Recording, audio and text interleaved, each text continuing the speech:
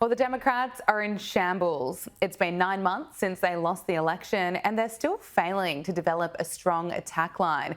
They push back against anything and everything that Donald Trump does, even when the president is making decisions that will improve the safety of citizens. And what is more important than safety and making sure that cities are safe to live in?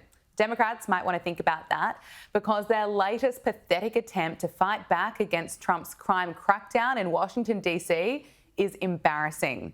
D.C. is a city with one of the highest violent crime and homicide rates in America.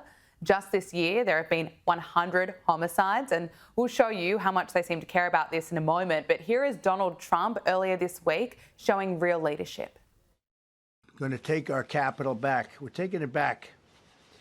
Under the authorities vested in me as the President of the United States, I'm officially invoking Section 740 of the District of Columbia Home Rule Act. You know what that is?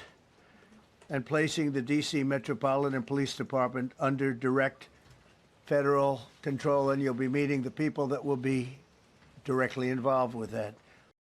And if you need reminding of how the Democrats handled crime in D.C., well, here is Joe Biden's White House press secretary, Karine Jean-Pierre, back in 2023, announcing that the Democrats backed a law to reduce the penalties for crimes such as murder.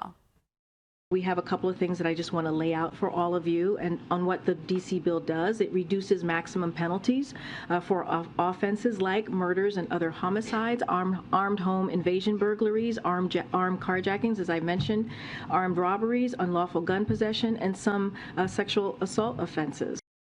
Reducing penalties for crimes such as murder, that ought to do it. Well, it turns out what DC needed was a new president, and Donald Trump's crime crackdown is already working. On the first day, federal and local authorities arrested 23 people, including suspects wanted for murder, gun offences and other crimes. But the Democrats, they just don't want to know about it. Senator Chuck Schumer would rather the out-of-control crime just continue because he's never personally been affected.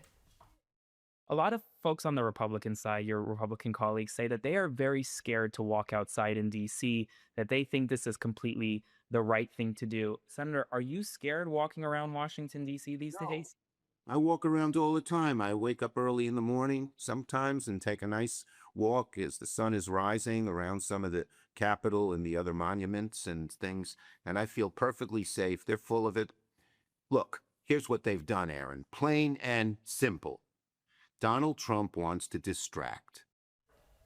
Even the mainstream media gets it. Of course, there have been some meltdowns, which we'll show later in the program, but even left-wing hosts have been admitting that Liberals in DC are privately cheering about this because they want to live in a safe city. And you know the Democrats have a real problem when they can't even be smart enough to pick their battles. They're right now essentially fighting for crime to stay high as they push back against Donald Trump. But even CNN has been forced to report that the Democrats have completely stuffed up their response to this.